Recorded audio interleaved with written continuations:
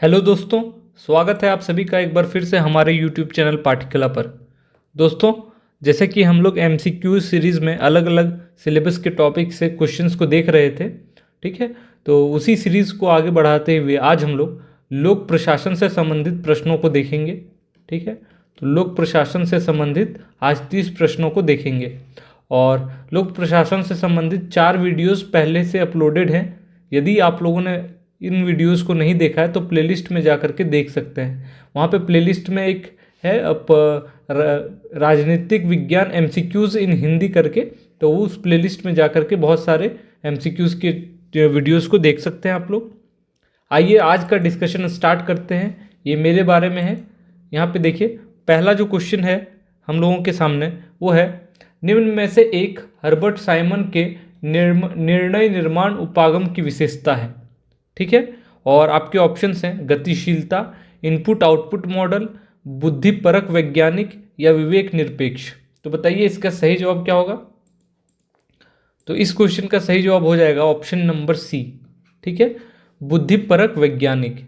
तो ये Herbert Simon के निर्णय निर्माण उपागम की एक विशेषता है, तो इसको याद रखना है, ठीक है। और इसी को कहा जाता है, यहाँ पे लिख लीजिए आप लोग, परिसीमित, ठीक है, तार्किकता मॉडल इसी को कहा जाता है। तो इस चीज़ को याद रखिएगा, ये उनकी विशेषता है, ठीक है। और इसके अनुसार व्यक्ति उपलब्ध विकल्पों में से संतोषप्रद सक्षम निर्णयों का चुनाव करता है, ठीक है। अगला क्वेश्चन हम लोग देखते हैं। दूसरा है, निम्नलिखित में से किस विद्वान ने नेतृत्व को सर्कुलर रिस्पॉन्स के रूप में विश्लेषित किया। तो सर्कुलर रिस्पॉन्स के रूप में किनके द्वारा विकसित किया गया, टेलर, मिलेट, एमपी फॉलेट या सी.आई. बर्नार्ड। तो बताइए इस प्रश्न का सही जवाब क्या होगा। इसका सही जवाब है ऑप्शन सी, एमपी फॉलेट, ठीक है। तो एमपी फॉलेट ने नेतृत्व को सर्कुलर रिस्पॉन्स के रूप में विश्लेषित किया है, ठीक है। तो इसको याद रखिएगा। और इन्हें आधुनिक प्रबंधन के पिता के रूप में भी जाना जाता है, ठीक है। तो याद रखिएगा, या माँ के रूप में, आधुनिक प्रबंधन की माँ के रूप में इनको जाना जाता है, ठीक है। ये महिला है एमपी फॉलेट, ठीक है। तो याद रखिएगा इसको। अगला प्रश्न हम लोग देखते हैं। यहाँ पे देखिए, एक सेकंड। 1950 के दशक में विकास प्रशासन क्यों उभरा, ठीक है। तो विकास प्रशासन, जिसको डेवलपमेंट एडमिनिस्ट्रेशन बोलते हैं, वो क्यों 1950 के दशक में उभर करके आया। उपनिवेशवादी तीसरी दुनिया में तेजी से विकास लाने के लिए, पहली दुनिया के देशों में तेजी से विकास लाने के लिए, पहली और तीसरी दुनिया के देशों के प्रशासन शासक बनाने के लिए, तीसरी दुनिया के देशों के आर्थिक विकास को भंग करने के लिए, या पहली दुनिया के देशों के आर्थिक विकास को भंग करने के लिए। तो इसका सही जवाब क्या होगा, ऑप्शन नंबर ए, ठीक है। उपनिवेशवादी तीसरी दुनिया में तेजी से विकास लाने के लिए विकास प्रशासन उभर करके आया 1950 के दशक में, ठीक है। और यह सरकार द्वारा योजनाबद्ध तरीके से राष्ट्र के अर्थव्यवस्था में परिणात्मक एवं गुणात्मक बदलाव लाने की दिशा में एक प्रयास है, ठीक है। तो इसके बारे में पढ़ लीजिएगा आप लोग। अगला प्रश्न हम लोग यहाँ पे देखते हैं। ये देखिए, प्रबंधन के नौकरशाही एवं तकनीकी संरचना पर अतिरंजित बल देने से भारत की प्रजातांत्रिक राज्यव्यवस्था को बहुत क्षति पहुंची है, ये अभिकथन है और तर्क में है। इसका मुख्य शिकार निचले स्तर पर पहल बनी है। और बताइए यहाँ पे क्या सही जवाब हो जाएगा। इसका सही जवाब ऑप्शन नंबर ए होगा, ठीक है, ऑप्शन ए। कथन एवं कारण दोनों सही हैं तथा एक दूसरे की सही व्याख्या भी कर रहे हैं, ठीक है। तो इसको याद रखिएगा। अगला प्रश्न देखते हैं। प्रदत्त विधायन की व्यवस्था से निम्नलिखित में से किसकी शक्तियों में वृद्धि हुई है। विधायिका की, विधायिनी समितियों का, नौकरशाही की या मंत्री परिषद की। तो बताइए इस प्रश्न का सही जवाब क्या होने वाला है। तो इस प्रश्न का सही जवाब हो जाएगा आपका ऑप्शन नंबर सी, नौकरशाही की, ठीक है। तो प्रदत्त विधायन की व्यवस्था से ऑप्शन नंबर सी, नौकरशाही की शक्तियों में वृद्धि हुई है। ठीक है, और आधुनिक समय में अविधायिका के कार्यक्षेत्र में बहुत ज़्यादा वृद्धि हुई है, जिसके कारण विधि निर्माण की कुछ शक्तियां कार्यपालिका को सौंप दी जाती हैं। ठीक है, और इस प्रक्रिया को क्या कहा जाता है? प्रदत्त विधायन। ठीक है, तो इसको याद रखिएगा आप लोग। अगला प्रश्न है, समन्वय का सर्वाधिक महत्वपूर्ण साधन है। ठीक है, समन्वय का पद सोपान, फिर आपके दूसरे ऑप्शन है नियोजन या परामर्श या बजट। तो बताइए क्या सही जवाब होगा? Option number B. ठीक है, नियोजन। तो समन्वय का सर्वाधिक महत्वपूर्ण साधन क्या है? नियोजन है, और उत्कृष्ट नियोजन के द्वारा ही समन्वय का विस्तार होता है। ठीक है, अगला प्रश्न देखते हैं हम लोग। यहाँ पे देखिए, निम्नलिखित में से कौन सी प्रकार की नौकरशाही स्वयं ही को लोकहित का संरक्षक मानती है, परंतु वह लोकमत से स्वतंत्र है तथा प्रत्युत्तरदायी नहीं है? ठीक है, तो ये प्रश्न है, आपको बताना है सही जवाब क्या होगा। योग्यता आधारित नौकरशाही, जाति नौकरशाही, संरक्षण नौकरशाही या अभिभावक नौकरशाही? बताइए। तो इस प्रश्न का सही जवाब क्या हो जाएगा? इस प्रश्न का सही जवाब हो जाएगा आपका ऑप्शन नंबर डी, अभिभावक नौकरशाही। ठीक है, तो याद रखिएगा। और एफ एम मार्क्स, ठीक है, इनके द्वारा नौकरशाही के स्तरों को इन्होंने वर्गीकृत किया। 4 प्रकार के इन्होंने बताया कि नौकरशाही होती है। ठीक है, उसमें अभिभावक, जातिगत, ठीक है, उसके अलावा संरक्षण और योग्यता आधारित नौकरशाही। तो ये FM मार्क्स के द्वारा ही 4 प्रकार के नौकरशाही के बारे में यहाँ पे दिया गया है। ठीक है, तो इसको याद रखिएगा। और लोक सेवकों को न्याय और सामाजिक कल्याण का अभिभावक माना जाता है। ठीक है, तो अभिभावक नौकरशाही स्वयं को लोकहित का संरक्षक मानती है, परंतु वह लोकमत से स्वतंत्र है तथा प्रत्युत्तरदायी नहीं है। तो इस चीज को याद रखिएगा। नेक्स्ट क्वेश्चन हमारा है, निम्नलिखित में से कौन नौकरशाही सिद्धांत के आलोचक हैं? ठीक है, नौकरशाही सिद्धांत के आलोचक हैं Talcott Parsons, Michael Crozier, Robert Presthus, FW Riggs. बताइए क्या सही जवाब होगा? नौकरशाही सिद्धांत के आलोचक हैं, तो इसका सही जवाब हो जाएगा आपका ऑप्शन नंबर डी, चारों। ठीक है, तो ये जितने लोग हैं सभी क्या हैं? नौकरशाही सिद्धांत के आलोचक हैं। ठीक है, तो याद रखिएगा। अगला प्रश्न हम लोग देखते हैं। देखिए, निम्नलिखित में से कौन मैक्स वेबर का निरूपण नहीं है पूछा जा रहा है। तर्क शक्ति, कार्यमूलक विभेदन तथा विशिष्टीकरण, जिसके फलस्वरूप व्यवस्था, सौहार्द तथा दक्षता का निर्माण होता है।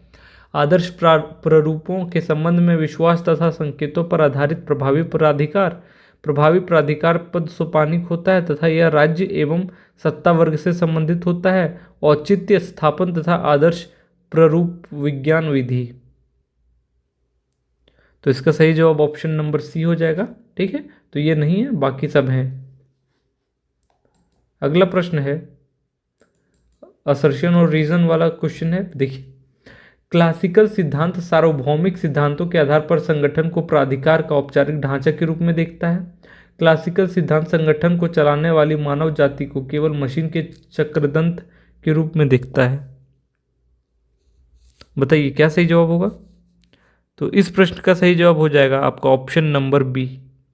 ठीक है, दोनों सही हैं, लेकिन RA की व्याख्या नहीं कर रहा सही से।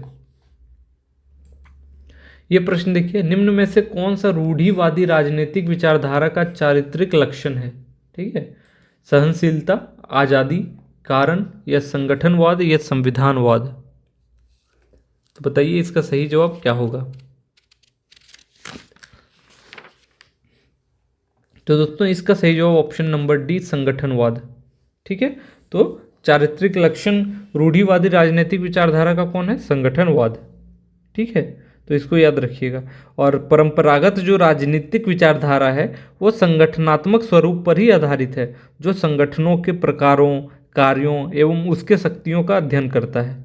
ठीक है, तो अगला प्रश्न हम लोग देखते हैं इसके बाद। देखिए ये बहुत इंपॉर्टेंट कमिटी है, एसेटन समिति। प्रतिवेदन संबंधित है किससे? ठीक है, एसेटन समिति प्रतिवेदन संबंधित है भ्रष्टाचार से, भर्ती से, पदोन्नति से या प्रशिक्षण से। इसका सही जवाब ऑप्शन डी है, प्रशिक्षण से। ठीक है, तो एसेटन समिति का गठन किनके द्वारा किया गया था? यूनाइटेड किंगडम में किया गया था 1944 में। ठीक है, यूनाइटेड किंगडम 1944 में, जिसका वो मेन उद्देश्य प्रशिक्षण से था।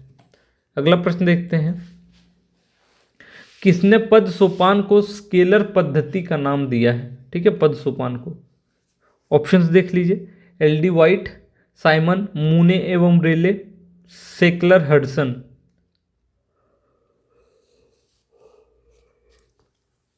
तो इसका सही जवाब ऑप्शन नंबर सी हो जाएगा, मूने एवं रेले।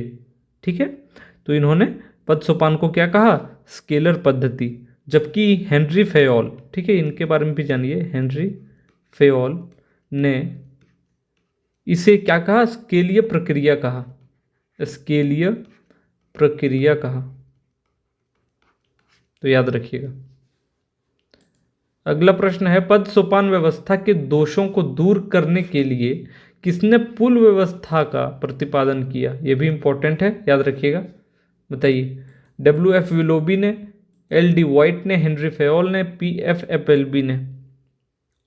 सही जवाब क्या होगा? Option number C, Henri Fayol ने। ठीक है, तो पद सोपान व्यवस्था को दोषों को दूर करने के लिए हेनरी फेयोल द्वारा पुल व्यवस्था, जिसको गैंग प्लैंक भी कहते हैं, क्या कहते हैं? गैंग प्लैंक, याद रखिएगा इंग्लिश में, इसका प्रतिपादन किया। यह दो समान स्तर के कर्मचारियों के बीच में क्षैतिज संचार स्थापित करने की एक प्रणाली है, तरीका है। ठीक है, नेक्स्ट प्रश्न है, निम्नलिखित बजट प्रारूपों में कौन सा बजट के प्रबंधन दृष्टिकोण का उदाहरण नहीं है? ठीक है, शून्य आधारित बजट प्रणाली, कार्य निष्पादक बजट प्रणाली, योजना कार्यक्रम बजट प्रणाली, लाइन आइटम बजटन प्रणाली।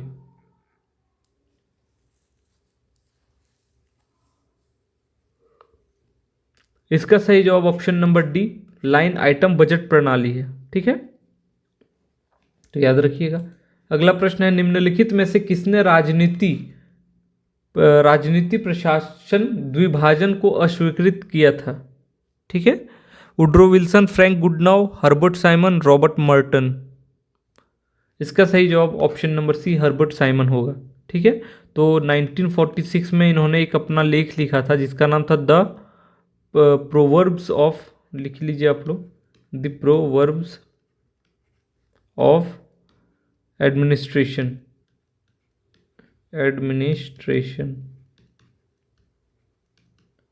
ठीक है, तो इसमें लोक प्रशासन के सिद्धांतों की कहावतों की संज्ञा दी। ठीक है, मतलब लोक प्रशासन के सिद्धांतों को, जो भी प्रिंसिपल्स थे लोक प्रशासन से संबंधित सिद्धांत थे, उनको उन्होंने कहा कहावत। ठीक है, तो ये चीज याद रखिएगा। अगला प्रश्न, निम्नांकित में से किसने कहा है कि केंद्रीकरण बनाम विकेंद्रीकरण की धारणा उत्तरदायित्व, प्रशासकीय, कार्यात्मक एवं बाहर कारकों से प्रभावित होता है? एल्टन मेयो, मैक्स वेबर, उर्विक या जेम्स फेसलर है? ठीक है, बताइए। ऑप्शन डी सही जवाब हो जाएगा, जेम्स फेसलर। ठीक है, तो याद रखिएगा इस चीज को। फिर यहाँ पे देखिए अगला प्रश्न है, मिलाने को दिया गया है। ठीक है, तो मिलाइए। नौकरशाही सिद्धांत किससे मिलेगा? शास्त्रीय सिद्धांत, व्यवस्था सिद्धांत, व्यवहारवाद। तो देखिए, नौकरशाही सिद्धांत को हम लोग मिला सकते हैं विवेक संगत संगठन से, ए का 3 और यहाँ पे आपको जवाब मिल गया, बी का 5 मिला लीजिए। ठीक है, सी का 2 और डी का 1। ठीक है, तो इस तरीके से मिल जाएगा, आप लोग देख लीजिए और सभी को नोट डाउन कर लीजिए, और याद करने की कोशिश करें, ये सब इम्पोर्टेंट है। ये प्रश्न देखिए, निम्नांकित में से किसने आलोचना करते हुए कहा है कि नौकरशाही वह संगठन है जो अपनी त्रुटियों को सीखने के बावजूद अपने व्यवहार में सुधार नहीं कर सका है? Option H.S. Simon, R.K. Merton, H. Fayol, sorry D M Crozier. तो क्या सही जवाब होगा? Option number D. ठीक है, एम क्रोजियर। ठीक, और इनके द्वारा एक बुक लिखा गया, याद रखिएगा, the bureaucratic phenomenon, bureaucratic phenomenon, ये याद रखना आप लोग को, 1963 में। ठीक है, अगला प्रश्न हमारे सामने है, निम्नांकित में से कौन सा सुमेलित है? ठीक है, आदेश की दिशा, गुलिक, समन्वय, एच साइमन, औपचारिक सत्ता, फेल, विकेंद्रीकरण, उर्विक। बताइए। ऑप्शन नंबर सी, औपचारिक सत्ता, फेल, हेनरी फेयल। ठीक है, इन्होंने दिया, तो इसको याद रखिएगा। ठीक है, तो औपचारिक सत्ता की अवधारणा मुख्य रूप से पद सोपानिक अनुक्रम, उच्च नीच संबंध इत्यादि से जुड़ी होती है। ठीक, अगला प्रश्न देखते हैं, नीति का बचाव निम्नलिखित में से किसका कार्य है? नीति का बचाव करना, लाइन एजेंसी, स्टाफ एजेंसी, सहायक एजेंसी, स्टाफ एजेंसी और लाइन एजेंसी दोनों। तो इसका सही जवाब ऑप्शन नंबर ए है, लाइन एजेंसी का काम है। ठीक है, तो प्रशासनिक संगठन में 3 प्रकार के एजेंसियां होती हैं, एक तो लाइन, दूसरा स्टाफ और तीसरा सहायक। ठीक, 3 प्रकार की एजेंसियां होती हैं। लाइन एजेंसी सांगठनिक जो उद्देश्य होते हैं उसकी प्राप्ति के लिए काम करती है। ठीक है, इसलिए वो बचाने की पहली जिम्मेवारी कोई भी नीति की किसकी है? लाइन एजेंसी की। वह कौन सी प्रक्रिया है जिसके द्वारा एक चयनित उम्मीदवार को नियुक्ति के लिए बुलावा भेजा जाता है? बताइए, चयन, नियुक्ति, प्रमाणीकरण या पदस्थापन। तो इसका क्या सही जवाब हो जाएगा? ऑप्शन नंबर सी, प्रमाणीकरण। अगला प्रश्न, उच्च पद पर प्रोन्नति में सम्मिलित है।